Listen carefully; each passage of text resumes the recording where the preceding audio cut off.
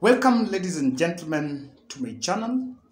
This is a beautiful Sunday and happy Easter to everyone watching videos in this channel.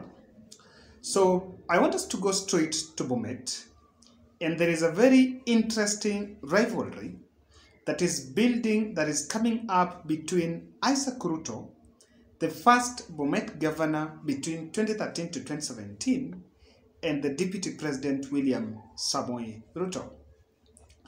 Isaac Ruto, the former Chipalungu MP, won the Bomet governor seat. Then in 2017, he lost to the late Joyce Laboso.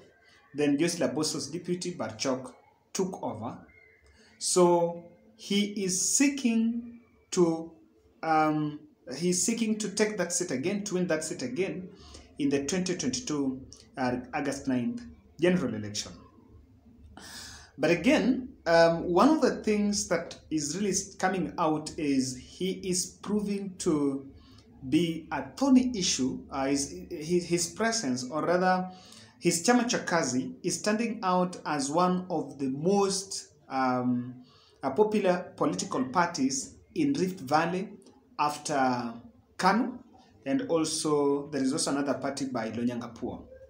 So interestingly, UDA did their nominations in Bomet, and of course it was marred with the allegations of irregularities that were there, the ballot boxes and the ballot papers that were bit marked. So on Tuesday, I think that will be the 19th, because today is 17th. Yes, on Tuesday 19th, Chama cha Kazi are also supposed to go and do their nominations. Then in Bomet County, the Chama cha Kazi, not Chama cha Kazi, I keep on mentioning Chama cha Kazi, Chama cha Mashinani aspirants are going to face off with the UDA aspirants in Bomet County. Remember at some point I analyzed here that Chama cha Mashinani, which is Isaac Ruto's party, did not formally join Kenya Kwanza. Actually, it's not a constituent party of Kenya Kwanza, but Isaac Ruto mentioned publicly that he is supporting the presidency of William Samoei Ruto, which to me, I think that is just enough. Even if he didn't find an opportunity to be in Kenya Kwanza formally, but coming out to say that he's supporting William Samoei Ruto is a very good thing. And of course, that is just enough for him to get his clout. At least now he is getting something right. Because I want to believe that were it not that Isaac Ruto was not in NASA in the 2017 general election, he would have won that seat. But he was in the wrong party and he went against the grain, because we will be told politics is local. Now, interestingly, the Chama cha Mashinani aspirants that are seeking MCA, MP, and women rep seat has been campaigning, and because the Chama cha Mashinani is supporting Deputy President William Ruto, they've been putting in their posters, they've also been putting the photos of Deputy President William Samoei Ruto. Now there is a report that is coming from Bomet that Deputy President actually ordered those aspirants that they should not use his poster, they should not use his photos or his name in their posters. And some of the aspirants that are seeking, the UDA aspirants, were actually on record, were captured on record, telling their fellows that instead of putting Deputy President's photos in their posters, they should rather put the photo of Isaac Ruto. And to my understanding, it is not just a statement that is coming from the local politician, and I want to believe that this is something that is directly from Deputy President's campaign handlers, that they're telling them that, you know, according to I think the IBC, the independent candidates are not supposed to use the photos of these other candidates. Like maybe if you're an independent candidate, you should not use photo of Raila or William Ruto in your poster. Now, I don't know whether within the coalition parties are allowed, and of course we are going to look at that. But I understand that this is one of the laws that have been flouted over time, because even in Siaya, I remember very well, I saw a poster of Nicholas Gombo in 2017.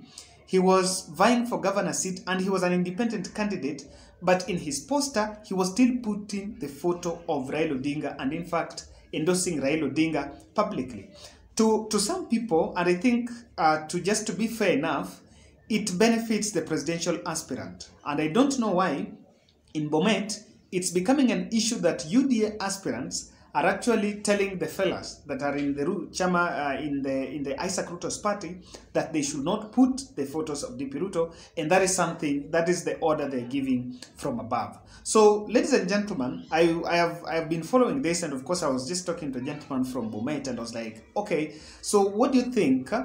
Who is dominant? The dominant factor here is the presidency of Deputy President William Samoei Ruto. So everyone who is not going to put the poster of Ruto, really, things are not going to be interesting. But then, in this, just because of that order, I want to find out at least, draw some few conclusions on what exactly is motivating that move and what is the effect on ground, because I feel there is something. Kindly, ladies and gentlemen, if you're watching this video, kindly subscribe to our channel, click the notification bell so that when we publish a video, you can be notified. I listened to Isaac Ruto speaking, I think, yesterday, and he was saying, he mentioned two things. He was saying that Chama cha Mashinani did not meddle with the UDA nominations, so they should not meddle with their nominations. They also mentioned that he did not form any alliance with Deputy President because he's supporting William Ruto unconditionally. Unlike the other political parties like the Ford Kenya and the ANC, Moses Kuria's parties and other fringe parties from Mount Kenya that joined Kenya Kwanza, they have things they're demanding, positions or government share. But Chama cha Mashinani did not demand anything. But I think when I was listening to that, I was like, this is just trying to save face. And he cannot go publicly to make it public that DP Ruto is not supporting him. Now, one, I think there was a rumor, there is this information that came out that UDA was actually blaming Chama cha Kazi to have meddled with the nominations. And this is how it's playing out. And but there, I really want to understand something here. There were marked ballot papers. Then marked ballot papers were in favor of the incumbent governor and I think Sigei, who is the Ruto's lawyer who won the Senate nomination seat against Sosion. But these ballot papers were found somewhere thrown. So how exactly, if the governor is in charge of the process, and let's just try to pursue the narrative that he was in charge of that rigging. So if he rigged and he marked, how would he do this and go and make sure that these things get public? How did the ballot papers then get marked? How did they find their way in the street? It's something that is a mystery. And I just want to borrow this question from 2017, I remember, in Busia, Ojamong and Otuoma. Remember, there was a news headline that ran the following morning that was saying that Otuoma had lost. I think it was saying that Otuoma had even stepped down. And remember, it came very trending. And in fact, it was a fake news headline, newspaper from Nation. So what UDA and what some aspirants are really feeling is that the Chama cha Mashinani meddled with the nominations. And let me tell you, I want to support the meddle. Do you know why? Indirectly, some of the people that went to vote and the Chama cha Mashinani candidates would have sent their supporters to go and vote for a weak candidate the other side. It is most likely. And I think this is what the UDA team are also feeling. So just as a reaction to that, I think the aspirants are also telling DP Ruto that you should disassociate with Isaac Ruto. Then, I think there is something, and this is the truth. DP Ruto was pushing for zoning. And the zoning was very strategic that all the counties of Rift Valley, he actually wanted to sweep with the UDA. But I want to fault him a bit because one of the best ways to manage the fallout is just to allow these parties just to coexist. For example, look at Nyanza. Nyanza now has ODM candidates. In Migori, there is a Jubilee candidate seeking governor. In Siaya, there is that party by Ugenya MP, I think David Ochieng, has a party, and there is no squabbles between that party and ODM. And there is UDM, the one that Nicholas Gumbo is now using after missing on the ODM nominations. So I don't understand why that zoning will be a different thing. But then what he really wanted was to make sure that the region remains a UDA zone. But then the threat to that was Isaac Ruto, because if you listen to the way Isaac Ruto was talking, what is coming out is that at some point, William Ruto asked him to fold that party so that he could join UDA. But of course, he's not a pushover. What I know, Isaac Ruto is a very stern, he's a very firm politician. He's a grounded politician, so he will buy that. Then, thirdly, Isaac Ruto is a strong, have a soft spot for Raila Odinga. Soft spot for Raila Odinga in the sense that I remember when Raila did the Rift Valley tour, the one he started in Wasigishu, then Liten, or rather Marakwet, the rally that the chopper was being stoned, he was supposed to traverse the West Pokot, Elgeyo Marakwet, Wasingishu, Bomet, and Narok. Now, one of the mobilizers is Isaac Ruto in Bomet. And I know someone might ask how. It is not as you might think, because Oscar Sudi is a close friend of Raila Odinga. And when Raila did the rally in Bomet last year in October, Oscar Sudi, I think 2 weeks later, said that he's the person who mobilized those numbers to listen to Raila Odinga. And the fact that I think UDA are finding that Isaac Ruto is Raila's key mobilizer, that place. And of course, mobilization is not going to tell people to go. He can, of course, just use the structures of Chama cha Kazi. And they will, because one thing you must agree is this, Isaac Ruto must sit at the fence. He must work with both Ruto and Raila Odinga, because you never know. The last 5 years he was in the cold.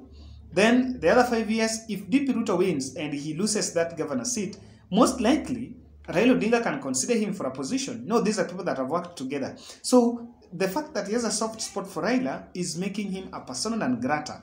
And that is why I think DP Ruto is doing that. Then, what this is going to bring is to create a big rift between Isaac Ruto and William Samoei Ruto. This perception will brand Isaac Ruto as someone who has betrayed the will of the community. And for Ruto, this will benefit him. How? This will benefit him because so long as Isaac Ruto will be persona, will be seen as someone who is betraying Ruto, that is a strong campaign narrative to make sure that he does not mount any successful campaign that can garner votes close to Barchok, who is his rival. And you understand that politics is about interest. Ladies and gentlemen, it's about interest.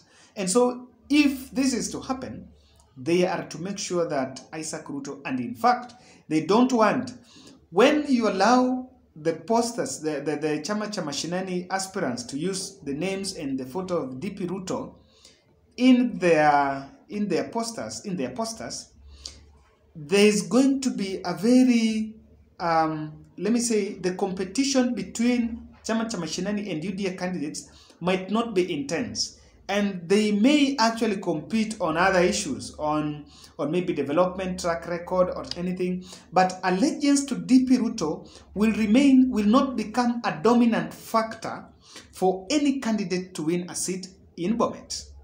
Ladies and gentlemen, that is what I think. Now, in the spirit of supporting channel, I just kindly supporting other people. Personally, I like supporting talents deep down from my heart. And today, I want to kindly request you that I have just shared a link of a gentleman known as Balozi Media. Balozi Media is a gospel artist doing amazing. But last night, I was just going through YouTube and I bumped on his channel. And I got to this guy and I felt like, okay, Sometimes it's not about the business. It's just about supporting someone. Check out his YouTube channel. He has amazing songs there. I've shared the link here. And with that, we are also supporting other channels. By the way, if you're also a YouTuber, get to me and let's see how we can also promote each other. Asanteni sana. Let us meet in the next.